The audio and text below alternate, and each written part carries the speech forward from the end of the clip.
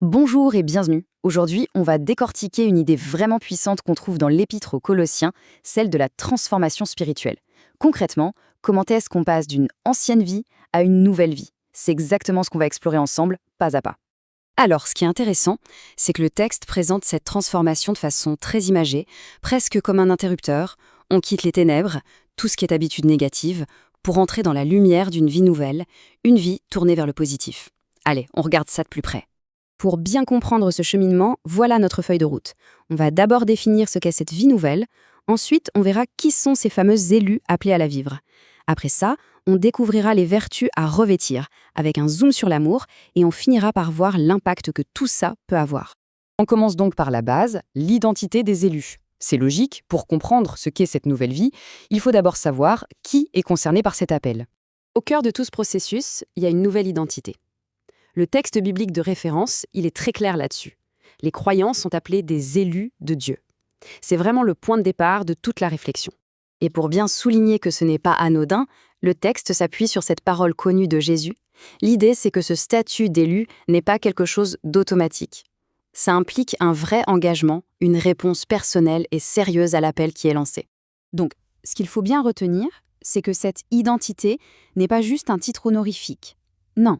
C'est un privilège qui vient avec une grande responsabilité, celle de refléter le caractère même de Dieu aux yeux du monde en montrant ses vertus. Très bien, maintenant qu'on a posé les bases de l'identité, voyons comment cette responsabilité prend forme. Le texte utilise une métaphore vraiment parlante, il s'agit de revêtir de nouvelles qualités, un peu comme on choisirait des vêtements pour se créer une nouvelle apparence, un nouveau caractère. Et voilà donc le contenu de cette garde-robe spirituelle. Le texte nous donne une liste de 8 qualités à enfiler. Et attention, ce ne sont pas juste de vagues traits de personnalité. Non, elles sont vues comme le reflet direct du caractère du Christ. On y trouve la compassion, la bonté, mais aussi des choses très concrètes comme s'entraider et se pardonner. Ce qui est vraiment clé ici, c'est que ces vertus ne sortent pas de nulle part. Elles sont directement calquées sur l'exemple de Christ.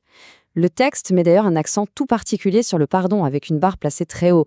Il faut pardonner aux autres, de même que Christ a pardonné. C'est un miroir parfait de l'action divine. Mais dans toute cette liste de vertus, il y a une pièce maîtresse, une qualité qui se démarque. Elle est présentée comme la clé de voûte, celle qui tient tout le reste ensemble. Et cette qualité, c'est l'amour, qu'on appelle aussi la charité. L'amour est carrément décrit comme le lien de la perfection.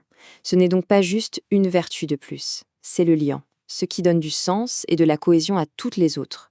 Sans l'amour, la compassion, l'humilité ou la patience perdraient de leur force. D'ailleurs, ce schéma l'illustre très bien. L'amour n'est pas mis à part, c'est la force qui unit tout et qui rend l'ensemble cohérent. D'après le texte, c'est l'amour de Dieu qui permet ensuite d'aimer sincèrement les autres. C'est un peu le moteur de tout le système. Alors, on en vient à la question, à quoi ça sert tout ça? Quel est l'impact réel d'une vie qui est transformée par ses vertus et unifiée par l'amour? L'analyse nous montre qu'il y a un double effet. L'impact est donc double. D'un côté, il y a un effet boomerang positif. Quand on agit avec amour et pardon, ça attire la bénédiction et ça crée un cercle vertueux. Et de l'autre côté, et c'est le but final, ça glorifie Dieu. Une vie transformée devient en quelque sorte un témoignage vivant qui peut inspirer les autres autour. Pour vraiment synthétiser cette idée, le texte se conclut sur cette citation très forte d'Ellen G. White. Ce qu'elle dit en gros, c'est que la meilleure preuve, le meilleur argument, ce n'est pas un grand discours théologique, mais c'est tout simplement une vie désintéressée, une personne qui est aimante et aimable. C'est la mise en pratique qui a le plus d'impact. Et tout ça, ça nous amène à la question finale que pose le texte. C'est une question pour la réflexion personnelle. Dans quelle mesure est-ce qu'on représente Jésus dans notre façon de traiter les autres, surtout face à ceux qui sont peut-être hostiles? C'est sur cette interrogation qu'on termine notre analyse. Merci de votre attention.